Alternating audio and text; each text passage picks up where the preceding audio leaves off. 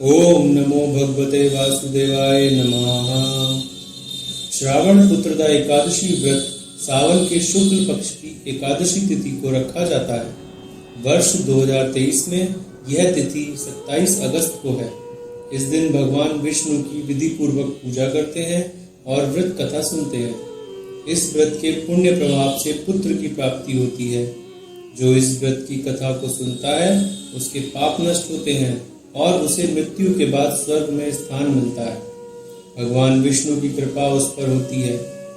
निसंतान दंपतियों को श्रावण पुत्रदा एकादशी व्रत रखने की सलाह दी जाती है ताकि उनकी वंश वृद्धि हो सके। इस व्रत की कथा में भी इस बात का महत्व बताया गया है। आइए जानते हैं श्रावण पुत्रदा एकादशी व्रत के मुहूर्त, मंत्र और पूजा विधि के बारे में। हम आपके लिए व्रत कथाएं, पूजा विधि व अन्य कल्याणकारी अनुष्ठान करने की विधि लाते रहते हैं। हमारे चैनल शुभ लाभ टीवी को सब्सक्राइब कीजिए। अपने संबंधियों व इष्ट मित्रों को इस वीडियो को शेयर कीजिए।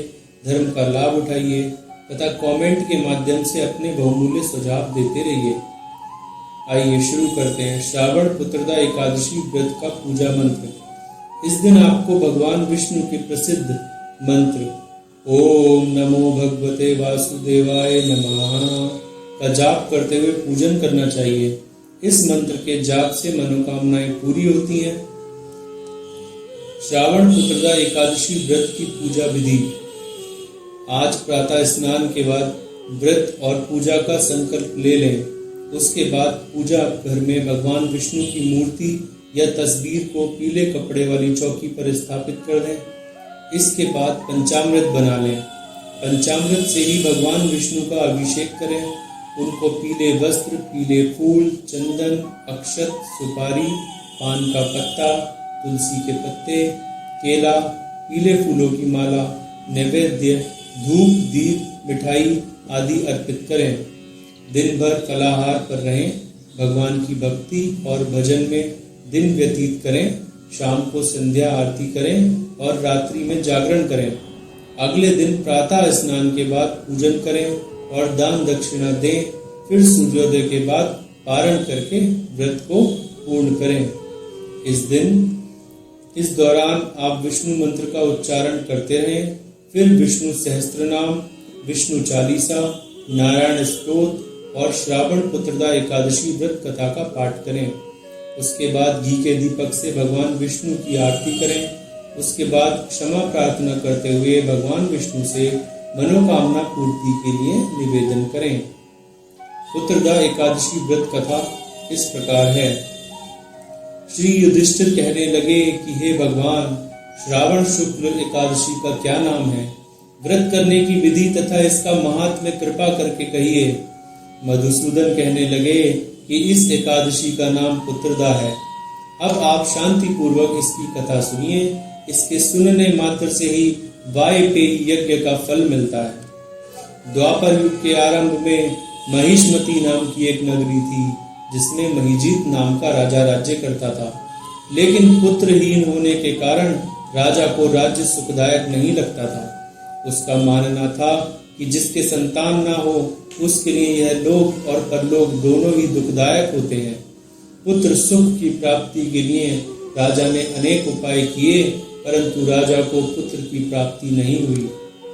वृद्धावस्था आती देखकर राजा ने प्रजा के प्रतिनिधियों को बुलाया और कहा, हे प्रजाजनों, मेरे खजाने में अन्याय से उपार्जन किया हुआ धन नहीं है, ना ही मैंने कभी देवी देवताओं तथा ब्राह्मणों का धन छीना है। किसी दूसरे की धरोहर भी मैंने नहीं ली। प्रजा को पुत्र के समान पालता रहा।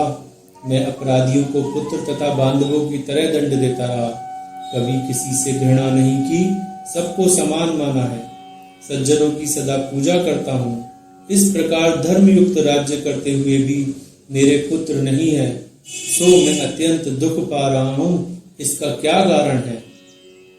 राजा महिजीत की इस बात को विचारने के लिए मंत्री तथा प्रजा के प्रतिनिधि वन को गए। वहां बड़े बड़े ऋषि मुनियों के दर्शन किए। राजा की उत्तम कामना की पूर्ति के लिए किसी श्रेष्ठ तपस्वी मुनि को देखते फिरते रहे। एक आश्रम में उन्होंने एक अत्यंत वयोवृद्ध धर्म के ज्ञाता, बड़े तपस्वी, परमात्मा में मन लगाए हुए, निराहार, जितेंद्रिय, जितात्मा, जितक्रोध, सनातन धर्म के गूढ़ तत्वों को जानने वाले, समस्त शास्त्रों के ज्ञाता महात्मा लोमश मुनि को देखा, जिनका कल्प के व्यतीत होने पर एक रोम गिरता था। सबने जाकर ऋषि को प्रणाम किया। उन लोगों को देखकर मुनि ने पूछा कि आप लोग किस कारण से आए हैं? निसंदेह मैं आप लोगों का हित करूंगा। मेरा जन्म केवल दूसरों के उपकार के लिए हुआ है, इसमें संदेह मत करो। लोमश ऋषि के ऐसे वचन सुनकर सब लोग बोले, हे महर्षि, आप हमारी बात जानने में ब्रह्मा से भी अधिक समर्थ हैं। आप हमारे इस संदेह को दूर कीजिए। महिष्मतीपुरी का धर्मात्मा राजा महिजित प्रजा का पुत्र के समान पालन करता है, फिर भी वह पुत्रहीन होने के कारण दुखी है। उन लोगों ने आगे कहा कि हम लोग उसकी प्रजा हैं, अतः उसके दुख से हम भी दुखी हैं। आपके दर्शन से हमें पूर्ण विश्वास है कि हमारा यह संकट अवश्य दूर हो जाएगा, क्योंकि महान पुरुषों के दर्शन मात्र से अनेक कष्ट दूर हो जाते हैं। अब आप कृपा करके राजा के पुत्र होने का उपाय बतलाएं। यह वार्ता सुनकर ऋषि ने थोड़ी देर के लिए नेत्र बंद किए और राजा के पूर्व जन्म का वृत्तांत जानकर कहने लगे कि यह राजा पूर्व जन्म में एक निर्धन वैश्य था। निर्धन होने के कारण इसने कई बुरे कर्म किए। यह एक गांव से दूसरे गांव व्यापार करने जाया करता था। एक समय ज्येष्ठ मास के शुक्ल पक्ष की द्वादशी के दिन मध्याह्न के समय, जबकि वह 2 दिन से भूखा प्यासा था, एक जलाशय पर जल पीने गया।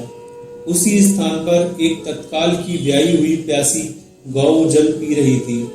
राजा ने उस प्यासी गाय को जल पीते हुए हटा दिया और स्वयं जल पीने लगा। इसलिए राजा को यह दुख सहना पड़ा।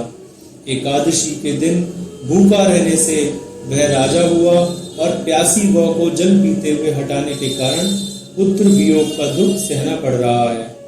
ऐसा सुनकर सब लोग कहने लगे कि ऋषि, शास्त्रों में पापों का प्रायश्चित भी लिखा है, अतः जिस प्रकार राजा का यह पाप नष्ट हो जाए, आप ऐसा उपाय बताइए।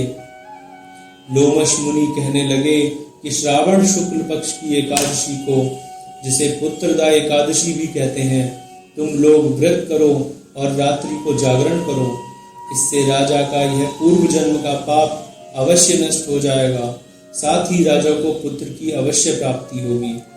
लोमश ऋषि के ऐसे वचन सुनकर मंत्रियों सहित सारी प्रजा नगर को वापस लौट आई और जब श्रावण शुक्ल एकादशी आई तो ऋषि की आज्ञानुसार सबने पुत्रदा एकादशी का व्रत और जागरण किया।